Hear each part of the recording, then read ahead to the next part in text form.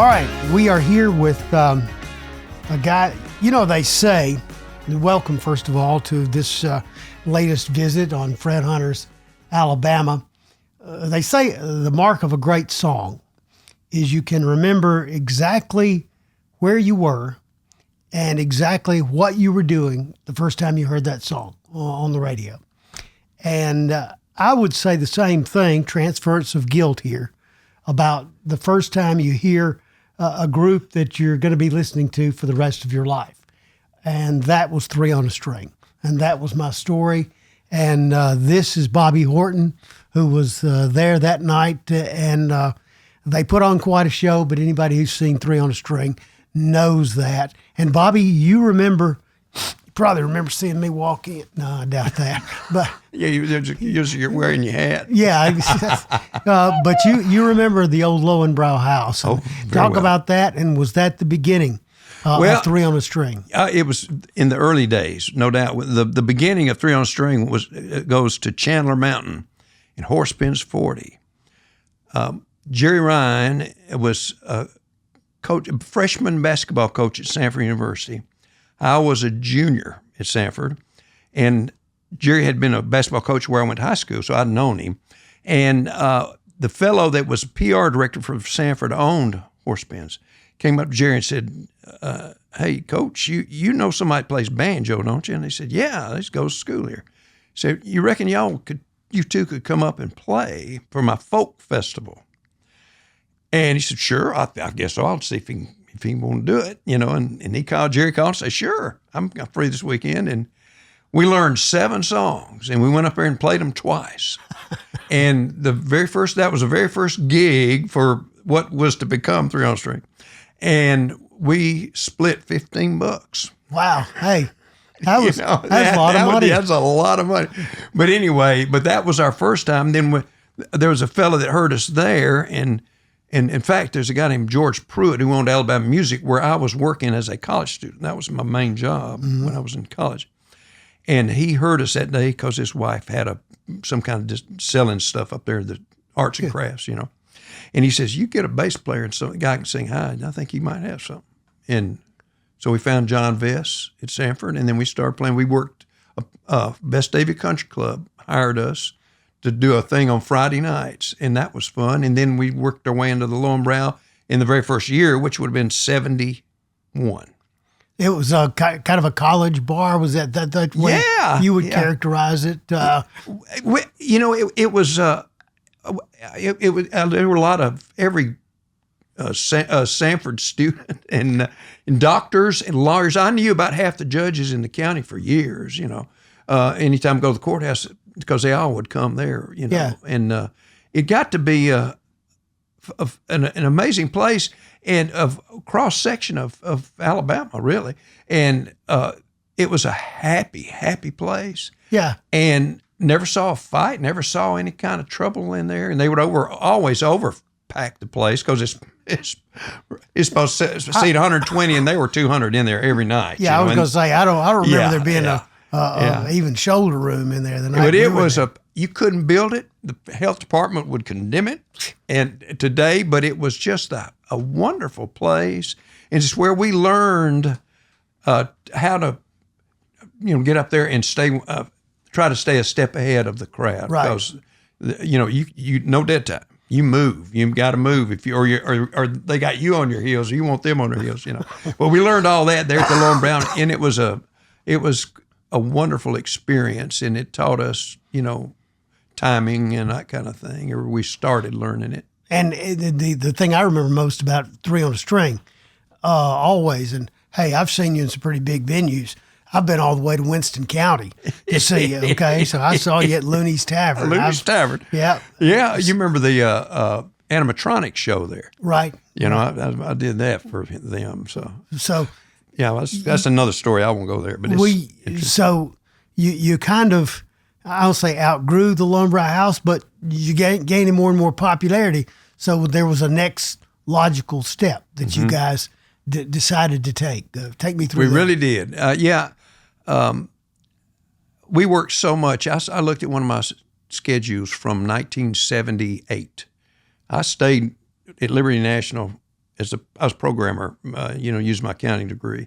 With Liberty National 6 years, and we played on the side. And opportunities started coming that would require travel. That would, you couldn't travel and still work, a professional job, And so I realized I was never home. And my first son had been born. I said, I want him to know he's got a daddy, Yeah, yeah. And so I not just the guy on the record. Yeah, or whatever, And we wanted to, we saw opportunity. And what do I do? Do it. You have the security of the music business versus how much I love working in insurance. No, it's backwards. Yeah. Security of the, anyway. I went to see my grandpa in Lineville, Alabama, and I said, Papa, I got to make a decision. I need your help. And I said, I have the security of this big company, and they take care of the people. And he said, what? Security? I said, yes, sir. They they take care of their people. And he said, you don't have security there. He says, only security there is how much you know how to do, how hard you're willing to work, how well do you know the Lord. Now start over. And I said, well, I have this job. And then I'm playing music here on the side. And he said, which one you like best? And then he said, can you support your family? I said, I think so. We have a business plan. We have a market that we can find. And all the guys are in it for the right reasons. We don't have any drunks or all the things, that bands go into. There to play music. They're to play and entertain people. And, right. and it's a bit, it's a business approach. And said, they all have it. And we've got it. We know where the market is. And he said, you've made your decision. I said, yeah, but I just had to you say that. I wanted you jumped to in the car and drove 90 miles back home, And that I was down there for 30 minutes with him, but that sealed it. On the way home, I said, in 2 weeks, I give him 2-week notice. So I'd have another month, and I could train the guy that was going to probably take my job there, then we'll leave them. And anyway, hadn't looked back. And just so very fortunate, it's just everything, all blessings flow, and it landed in my lap, and I'm so thankful for all that. And you've 3 on a String in various iterations has continued That's right. through all the years. I had an idea for a 3 on a String T-shirt, and you put you guys' picture on there, and then just caption the T-shirt. The Rolling Stones, who are they? Because you guys are like the Stones. You just keep going. Talk a little bit about that and take us. Everybody loves it, and we're of course like family. These guys. When somebody said, "How do you stay together so long?" I said, "Well, separate rooms for starters, But seriously, I work with some of the greatest people, and they're just good people, And they got a work ethic, and we all want to go the same direction. We all have the same goal as far as why you're there and that sort of thing. And we're just blessed. I mean, people, without the people coming to see us, without them hiring us, because we've gone this our own way. I mean, we don't have any, we just in business ourselves, And people that support us, they are so good. And we've been fortunate to find everywhere we travel, people are just wonderful people. And the travel you don't love, I never liked traveling, but, it's always worth it when you get there, you know? Yeah. And I'm so very thankful for it. And we've met, oh my goodness, so many great folks, It's, I could go on about it, but, the problem, Fred, and you have the same problem. Everybody knows, you meet all these people and you don't know, you can't remember their names because there's too many people. But they know you because you were just one of the guys on the stage. Yeah. Yeah. But every one of them out there are your friends because your enemies aren't coming to see you. Right, exactly. You know what? And that's the way we've looked at it. I mean, these are just our people. They're wonderful people. And instead of trying to impress, we just let's have some fun together. And that's really Jerry Ryan's philosophy, really. He is the fellow that he ran the group because he had that knack. He would call plays like he was a coach, which he was. He would call plays. Here's your personnel, and then and he was wonderful. He was brilliant. It was just natural to him. And he would call things the strength of what we had to go. Right. So I could credit him with the approach that we take, honestly, and the longevity. Yeah, well, that's true. That's true. Yeah. Now, if we all have ambitions, hopes, dreams, whatever you want, however you want to characterize them, and if you guys hadn't had a little bit of ambition, a love for what you were doing, you might have played at the Lowenbrow House till they tore the place down around your ears. But that obviously would apply to you, because your career takes a different path, not separated from Three on a String, but in your solo career. Talk about that, because to me that's one of the great facets of Bobby's story. Well, Fred, I just I had big plans. What I'm doing, I didn't plan. I really didn't. I mean, I thought I knew what I wanted to do. I didn't want to be dependent on somebody else for everything. All the eggs in my basket.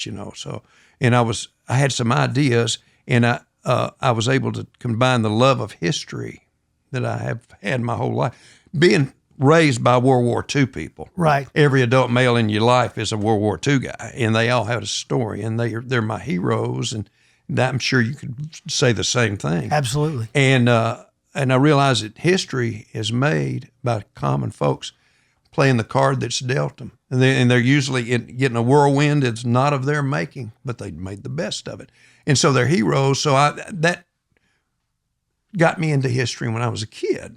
And then the Civil War centennial hit when I was 9, and I got sucked into that, because I realized from my World War II guys that these were just guys that doing what they had to do, And so I had that love, and then, of course, I love music. I've been playing my music whole life, And I had plans that went, but all this wonderful stuff fell in my lap, and it just, only credit I can take is I can realize, hey, that's a great thing. Thank you very much. Because I know from whence all blessings flow. I was going to say, they say life is what happens while you're making plans. So you make plans, and then life happens. That's exactly right. But I just had some ideas that, like, for example, when I started recording Civil War era music. Right. Because it was fascinating to me because of lots of reasons. But I realized that, first of all, you can look at it this way. Mr. Edison's recording machine changed everything musically in this country, and really around the world for that matter. Because prior to that, songwriters and people in music wrote for the common people to sing, because if you wanted music, you had to make it yourself. Right. Or you had to hang around with somebody that could. And so the emphasis changed from the writers started writing for recording artists after that. And prior to that, they were writing for people to buy their sheet music.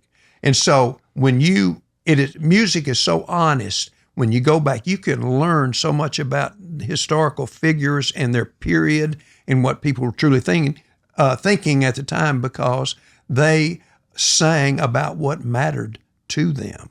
And I found it was incredible. Milton Bagby, who's a dear friend, was producing a period film. Right. And it's called Shadow Waltz, and it was set in southern Indiana, 1863. And the characters in this movie are anticipating John Hunt Morgan coming up from the South, Confederate cavalryman, and they're preparing to receive him in a negative way. If you know what I mean. Right. We're going to go meet him. And that's the setting. So I told Milton, I said, Milton, why don't I go and try to research some? I would love to find some songs that these people, were they real, that you have here, were that songs they would know and they would love, and they would, and to be more authentic, and then take those melodies and maybe I could work those. And in one afternoon at the Southern History Room of Birmingham Public Library, I unearthed over 100 pieces of sheet music. Wow. From the 1860s. Yeah. I said, there's something here. And at that time, I realized after studying that music was all the common man had. Right. That's it for most people. And so music is that important. And there were estimates. There's been estimated that roughly 3,000 new songs were written, copyrighted, published, offered for sale in sheet music in the North. 3,000 in a 4-year period. That's an incredible output of music. And there were about 1,000 Southern tunes the same way that you could buy in sheet music. New songs, and soldiers were making up their own songs, based on melodies they knew. Copyright laws were loosey-goosey, so, guys would borrow melodies that everybody know and write new words for them. But this is what they were singing. And you realize with that kind of output, this is important. You can get, it's honest. If you study like a letter from a fellow who's writing at home, he's not going to say, this is awful, and I don't think I'm going to live through this. He wouldn't do it because he wouldn't upset people at home, but he'd sang about that very thing. You know? That's and on and on. You could look at all these examples. So therefore, it is, to me, you can get to the heart of the people you're talking about and really understand their mindset and how they're dealing with what's coming at them. And it's a fascinating study. And I've enjoyed that so very much. And that applies to the Revolution. I've done a deep dive in the Revolutionary War music. Right. And, and you can go back to the even songs to the French and Indian War in the 1860s, 50s. 1750s, I'm sorry. That was music was the common denominator. Yeah, it was. And it's always been there. And it was, you can't trust, like I said, the letters and the reminiscences and stuff that soldiers wrote after the war, for example, the Civil War. Well, you can't necessarily trust it because they are trying to elevate their importance to President Lincoln or President Davis, Put a positive spin on it. Yeah, that's exactly right. But when you hear what they sang, you're getting close to them. You're getting real close to them. The things that were important to them and the things that concern them. That's right. That's exactly right. And still think about today. Everything about it, like from why I'm fighting, why, what I want, what's the most important thing? Well, going home. Yeah. That's more important than anything. That led, I'm skipping ahead here. Yeah. But the thing that, this was a wow factor for me.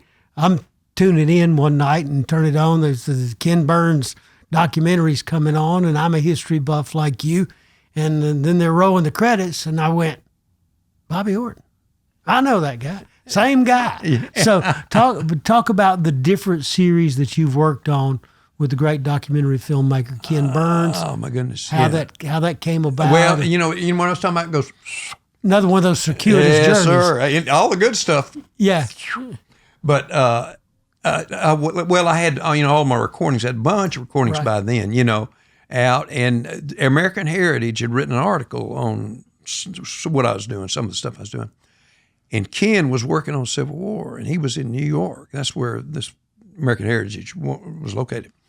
And Richard Snow was the editor, really nice guy. And he said, "Hey, Ken, there's this fella in Alabama you might want to listen to." And I got a call from Rick Burns, Ken's brother, who was working with him at the time. And they were wrapping up the Civil War. I didn't get in till the very end. Right. But he asked permission to use music. And, I said, sure. We worked out the deal. And I forgot about it. And then the series ran. I said, my goodness, that's good, And I didn't do too bad there. Yeah. And so I'd forgotten about it pretty much. I said, oh, yeah, I got something in here, And I watched it. And shortly after that, Ken called me and he said, "You know how you did the Dixie on that guitar, that version, the classical guitar version of Dixie? Could you do me one for Take Me Out to the Ball Game?" And I said, "Yeah, I'd be happy to." What do you do? You doing history? He said, "Yeah." Not to tip my hand, but. Yeah, but he said, I said to him, how much you covering? He said, well, we'll start probably in late 17s, early 18s. We're going to run it all the way through 1980s. And I said, you're going to need music from different decades and eras and so forth. He said, yeah. I said, let me tell you let me do this. I got about a whole bunch of instruments around here, and I can work in different styles, big band or rock and roll or old timey or whatever, So let me do this. I'm going to give you what you asked for, and I'm going to give you some other examples of Take Me Out the Ball Game. And I said, okay. And so I did a version. I did what he asked for with classical guitar. Ooh. I did. It's Ken Burns. He's got another It's project. actually Sean Dietrich. Oh, okay. But well, tell Sean you're talking to me. You're busy right now. Leave that in. But anyway, where was I? We were talking about morphing into how we went from the Civil War. Oh, yeah, that's right. Okay. Civil War to baseball. Yeah. Well, I had I did the Take Me Out the Ball Game on the classical guitar. And then I added a string quartet around it, 2 violins, viola, cello, doing an arrangement with that set up with the guitar in the lead, and then did like a bluegrass version, did a big band version, did a southern rock and roll version. I did sort of a blues thing, and then I did 10 versions and sent that, and I've been working for him ever since. So wow. I've done 19 films. I was going to say, how many have you done? 19. Just name. Without naming all 19, I guess, and leaving one out, but tell me some of the others, because I've probably heard most of them. Thomas Jefferson, Horatio's Drive, Mark Twain, National Parks, country music, World War II, Roosevelt's, Stanton Anthony, it's called Not For Ourselves Alone, Frank Lloyd Wright, let's see, what else? There's more. Lewis and Clark. That's one of my favorites. I love Lewis and Clark. I was going to ask you. That was the first show. That's the first one I ever did where I had I worked with them on the very ground floor on the music and doing demo, and then I got, and that was special to me.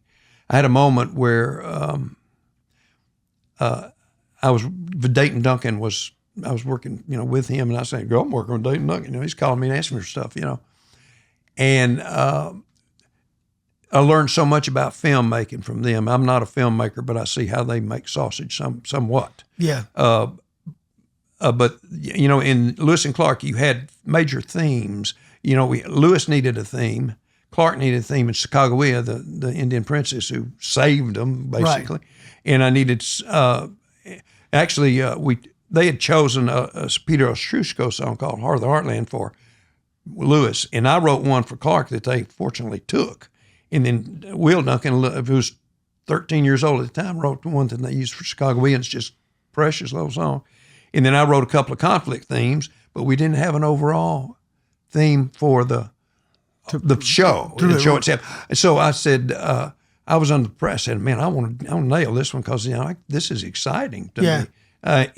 But G. William Bugg, was a friend of mine, asked me to be in a recital with him. And one of the tunes we worked up that he wanted to sing with me was Beach Spring. And I used an octave mandolin playing an old-timey kind of a droney kind of version for him to sing to. And I really liked that sound. So I said, I said, this is it. This could make the theme. So, I said, like very much. Thank you. Thank you, Lord. Yeah. And so I got the next day after the recital, I got upstairs and did I was using only instruments from 1803.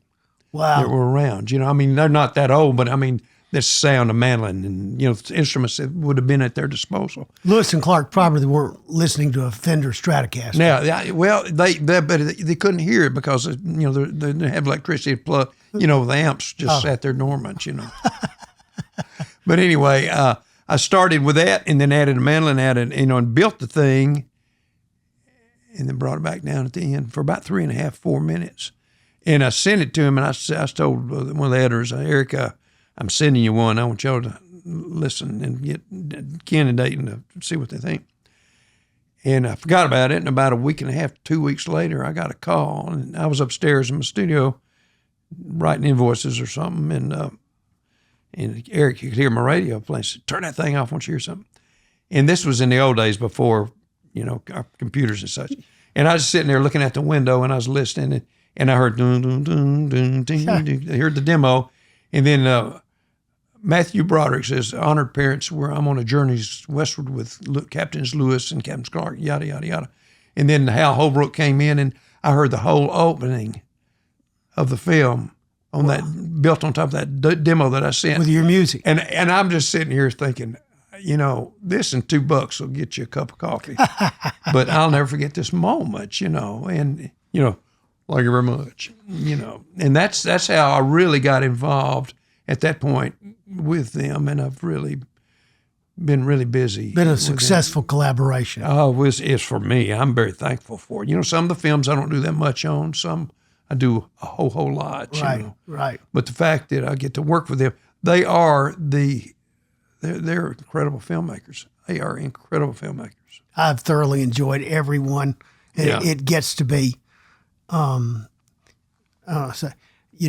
you watch the first one, doesn't matter which one it is. Yeah. It's that way with the Super Bowl. Certainly that way with baseball. I've probably seen that thing all the way through. I did baseball too. 6 I was working on times. baseball for 3 years, I think. Yeah. And to get a call and say, okay, it's Christy Matheson's funeral, the Christian gentleman. He said, we want something nice and sweet on that Washburn. That's that 1880 guitar. And I said, okay. And then I sent it and do this and hope they like it. And either they did or didn't. But they apparently did because it went in the film. But, just to be affiliated with Babe Ruth and Lou Gehrig and all these names. Just the names. Just when they just mentioned them, and I said, yeah, I work with them, Yeah. I wrote the soundtrack to their life. No, I'm not any great anything, but I have an affection for the historical people. I mean, I have empathy for them, what they went through, and I don't know if this is interesting or not, but I've done a whole bunch of film music for the National Park Service for their visitor center films. Right. And I'll never forget, I learned a lesson. Each time you do something, you learn. And there was it's a film that runs on St. Simon's Island at Fort Frederica. Mm-hmm. It's on St. Simon's. And John Oglethorpe is sitting there with a bunch of Englishmen and a lot of Scots on that island. And the Spanish folks are down in St. Augustine, and they were trying to run each other out of the New World. Right. So these they marched north out of St. Augustine. Yeah, Fort San Marcos. Right. And they're coming north, and they fought a battle at Bloody Marsh right there at Fort Frederica on St. Simon's Island. And I had plenty of music in my mind to use for the Englishmen because I know the old Scott melodies and old English melodies. But I didn't know.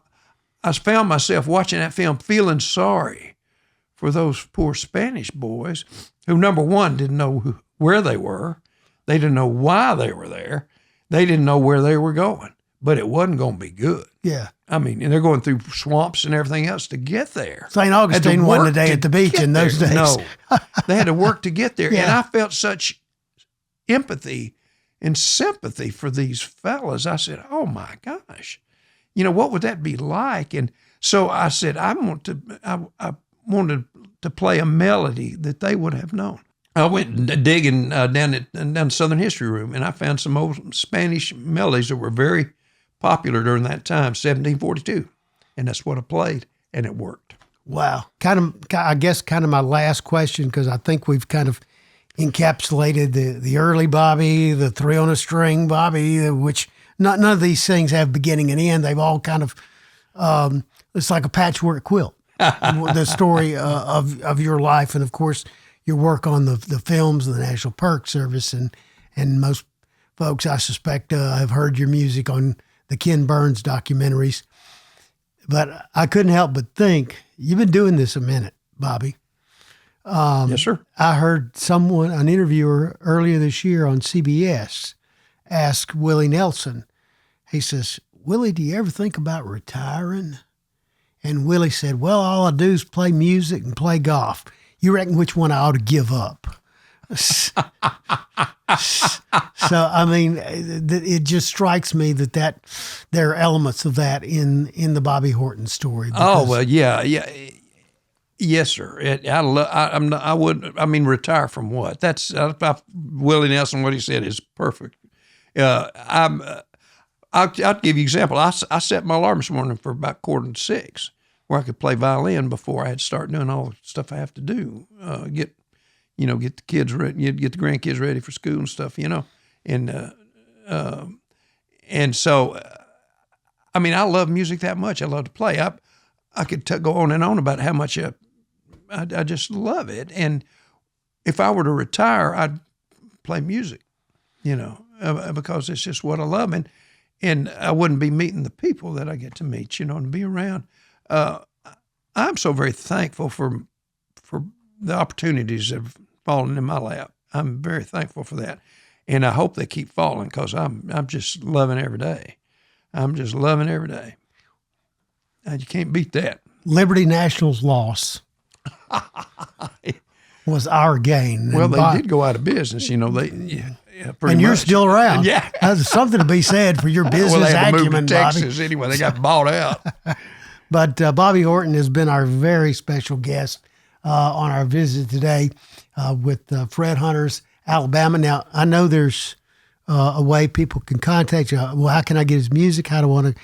Because you've done special Christmas albums, songs of the South, songs of the North, holiday albums, and so forth.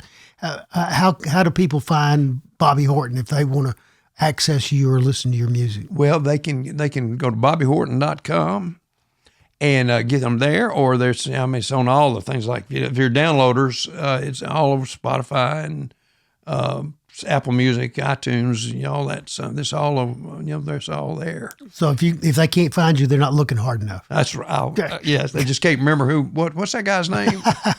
Bobby Horton, Three on a String and American Documentaries fame, and a very, very special guy in my life for a lot of years, and especially that music. So anyway, thanks for joining us again on this visit on Fred Hunter's Alabama.